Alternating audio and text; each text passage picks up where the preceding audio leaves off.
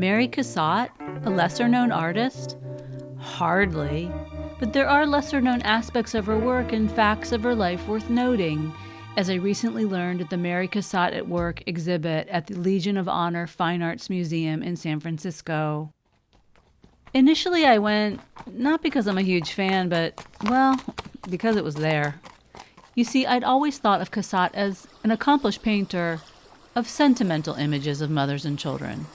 But, as show curator Kim Jones says, she's a much edgier artist than people give her credit for. To that end, Cassatt was a fierce advocate for women's rights, in particular voting and education. She often showed women reading. No big deal by today's standards, but back then, such an activity could be construed as subversive. A woman might learn to think outside her role as wife and mother. Yikes! And Cassatt advocated for the right of women to vote, not so subtly incorporating the official symbol of the National American Women's Suffrage Association in her work. So passionate was she about the cause that family members who didn't support it were cut out of her will. At the time, the role of an upper-class woman was to be little more than an idle observer of life. But Cassatt wanted the freedom afforded by independent work, and knowing that family was incompatible with the career of an artist, she neither married nor had children. She was the only American artist to exhibit with the Impressionists, and, importantly, Cassatt was considered a bridge between Impressionism and modern art. What? Really? Just what does it mean to be modern, and when did everyone start to care? To summarize from the Tate and MoMA websites, the birth of modernism and modern art can be traced to the Industrial Revolution, when rapid changes in manufacturing, transportation, and technology profoundly affected life's social, economic, and cultural aspects. People flocked to urban centers, cities grew. Artistic modernist principles were threefold. 1. Experimentation with form, which includes shape, color, and line. 2. An emphasis on materials, techniques, and processes. And 3. A rejection of history and conservative values. Realism replaced stylized depiction.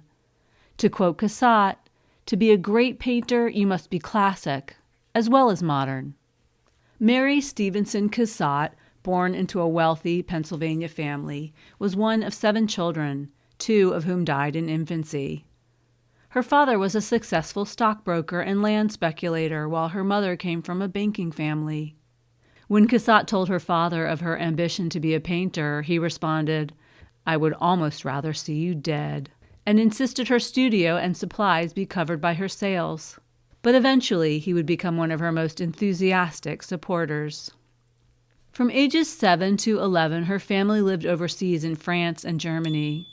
Upon returning to the States, she enrolled in the Pennsylvania Academy of Fine Arts for 2 years, and at the age of 21 convinced her parents to let her study privately in Paris with Jean-Léon Gérôme, a traditional academic painter. Within 3 years, Cassatt's work was accepted to the Paris Salon. She would gain entry 6 more times. 2 years later, she returned to the States to sit out the Franco-Prussian War. Uninspired by her return home, she was thrilled to receive a paid commission from the Archbishop of Pittsburgh to paint 2 works by Correggio and left for Italy, after which she returned to France and set up her own studio in Paris. The following year, she happened past a store window and saw pastels by Edgar Dégas. To quote Cassatt, "It changed my life. I saw art then as I wanted to see it." Soon after, she began experimenting with pastel. No need to mix color or wait for paint to dry. 2 years later, she and Dégas officially met. As her work became more radical, she was rejected by the Salon, and subsequently invited by Dégas to join the Impressionists, or Les Indépendants, as they were known at the time. Famous for his sarcasm, just as Cassatt was for her hot temper and sharp tongue, they had regular falling outs, but admired and supported each other's work throughout their lifetimes. Quote, "You don't know what a dreadful man he is. He can say anything," Cassatt once said to a friend, who shot back, "So can you." In 1886, the Impressionists disbanded, and 3 years later, Cassatt, now 45, became an aunt and found her subject matter, mothers with their children. The depiction of motherly love was not new. There was a long Christian tradition of idealized Madonna and child pictures. Cassatt's innovation lay in her realistic portrayals and the almost claustrophobic focus on the mother-child unit, so absorbed in one another, oblivious to the outside world. To quote New Yorker writer Adam Gopnik, she was the first to see that mothers with children were at once women in love and women at work. Her mothers and children look like Audubon birds and beasts.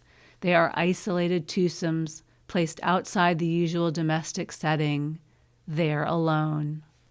This became her obsessive subject for the next 25 years.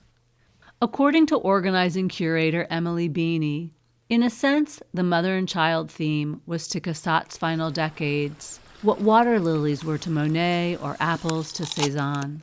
Because this motif is and was so freighted with gendered meaning, it's been too easy to write these pictures off as sweet or sentimental, when in fact they're formally rigorous, engaged in an ever-deepening conversation with tradition and an ever more experimental handling of paint." End quote. At a time when women's rights were limited, Cassatt surreptitiously broke ground by pushing the limits of artistic form while staying true to her convictions. Not an easy task. Thanks for watching. Please share, subscribe, and get your art fix on. Until next time.